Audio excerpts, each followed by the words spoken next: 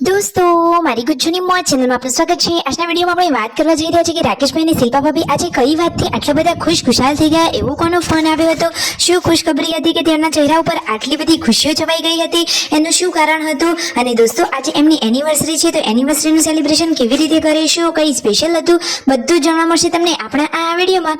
મારી ચેનલ પર નવા હોય તો ચેનલને ફટાફટ લાઈક શેર અને સબસ્ક્રાઇબ કરી દો। Full video in Thakor family blog channel દોસ્તો ફૂલ વિડીયોની લિંક ડિસ્ક્રિપ્શનમાં મૂકેલી છે, ત્યાં જઈ તમે આખો વિડીયો વોચ કરી શકો છો। આવી ટૂંકી ટચુકડી લાઈવ લેટેસ્ટ ટ્રેન્ડિંગ માહિતી મેળવવા માટે કરી દો મારી ચેનલને ફટાફટ સબસ્ક્રાઇબ। તો ચાલો દોસ્તો વધારે રાહ ન જોતા આપણે વિડીયોની શરૂઆત કરી દઈએ છીએ। તો દોસ્તો તમે વિડીયોમાં લાઈવ જુઓ કે અત્યારે તો શિલ્પા ભાભી એમના પિયરીએ છે, નવો સરસ મજાનો રેગ્યુલરમાં પહેરાય એવો ડ્રેસ લાવ્યા હતા, એ ડ્રેસ તેમને આજે વિયર કરી લીધો છે। એમને આ ડ્રેસ કેવો લાગી રહ્યો છે કોમેન્ટમાં અવશ્ય જણાવજો। ઘરે તો આજે આવી રહ્યા છે મહેમાનો, તો મહેમાનોને આવો કહેવા માટે શિલ્પા ભાભી તો ઘરમાંથી દોડતા દોડતા બહાર આવી ગયા છે। બાણી બા એટલે કે યશુને તો મામાના ઘરે મજા જ પડી ગઈ છે, જમવાનું રેડી છે, રાકેશભાઈને લોકો જમવા માટે બેઠા છે। સરસ મજાના દાળ ભાત, શાક, રોટલી, મસ્ત મજાની મીઠાઈ અને ઠંડી ઠંડી છાશ।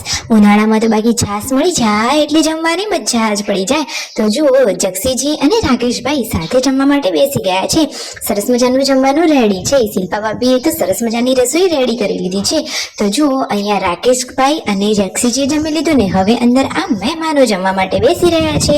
બધા જ લોકો જમી પરવારિયાની વાતોચીતો કરી રહ્યા હતા, એટલામાં તો જવાનો ટાઈમ થઈ ગયો, ખબર પણ ના પડી। અને આજે તો કઈ સ્પેશિયલ છે, અરે શિલ્પા ભાભી અને રાકેશભાઈથી આવો આટલો સ્પેશિયલ દિવસ કેમ ભૂલાઈ ગયો ને પછી અચાનક યાદ આવી ગયું કે આજે તો છે અમારી એનિવર્સરી। તો જુઓ શિલ્પા ભાભી અને રાકેશભાઈની હતી એનિવર્સરી, તો તમે એમને આ એનિવર્સરીની વિશ કરી કે નહીં? તો જુઓ તો ખરા, સૌથી પહેલા તો આ શિલ્પા ભાભી રાકેશભાઈ ક્યુટ કપલને હેપી મેરેજ એનિવર્સરી તમે પણ ફટોફટ એમને વિશ કરી લો। ફાઇનલી અહીંયા માતાજીના મંદિરે દર્શન કર્યા અને દર્શન કરી અને હવે તેઓ જઈ રહ્યા છે તેમના ઘરે। તો જુઓ બધા કેટલા બધા લોકો એમને મૂકવા માટે અહીંયા આવી પહોંચ્યા છે। તો બધા જ લોકો અહીંયા જુઓ મૂકી અને હવે શિલ્પા ભાભી રાકેશભાઈ બાઇકની સવારીમાં ચાલી ગયા છે। એટલામાં જ રસ્તામાં ફોન આવ્યો। શું સમાચાર આવ્યા તમને ખબર છે? શું તાત્કાલિક હોસ્પિટલ જવાનું થયું? સારા સમાચાર કે ખરાબ સમાચાર કે જેથી હોસ્પિટલ જવાનું ગયું? અરે દોસ્તો ગુડ ન્યૂઝ વાળા સમાચાર હતા।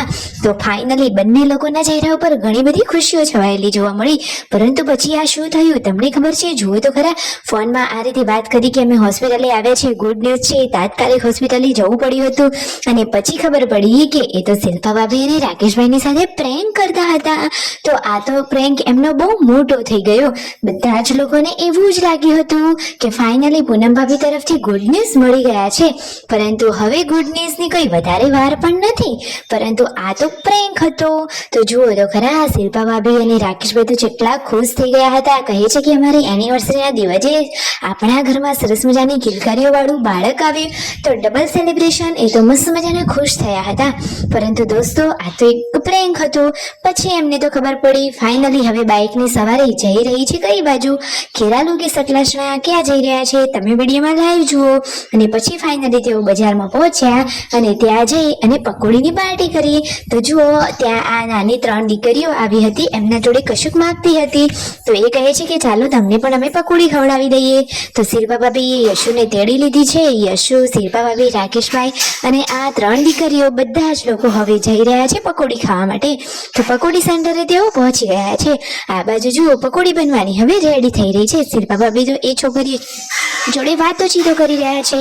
ફાઇનલી જુઓ ગરમા ગરમ પકોડી બની રહી છે, મસ્ત મજાની ટેસ્ટી એન્ડ સ્પાઇસી પકોડી છે। આ બાજુ શિલ્પા ભાભી અને રાકેશભાઈની પકોડી બની રહી છે, શિલ્પા ભાભી તો એમને હાથેથી રાકેશભાઈને પકોડી ખવડાવી રહ્યા છે।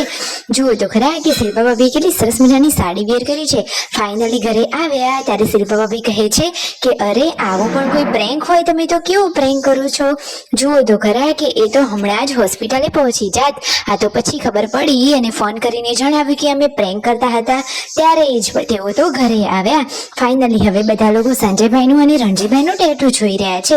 શિલ્પા ભાભી અને રાકેશભાઈનો વોટ બાકી હતો કે કોને બેસ્ટ ટેટુ છે, કોનું ગમ્યું? તો દોસ્તો તમને શું લાગે છે શિલ્પા ભાભી અને રાકેશભાઈને કોનું ટેટુ બેસ્ટ ગમ્યું હશે? તો એમને તો રણજીતભાઈનું ટેટુ ગમ્યું, બાકી બંને ભાઈઓના ટેટુ તો એકદમ મસ્ત અને જોરદાર છે। રાતના જમવામાં બની રહ્યા છે બાજરીના રોટલા। Like share and subscribe my channel.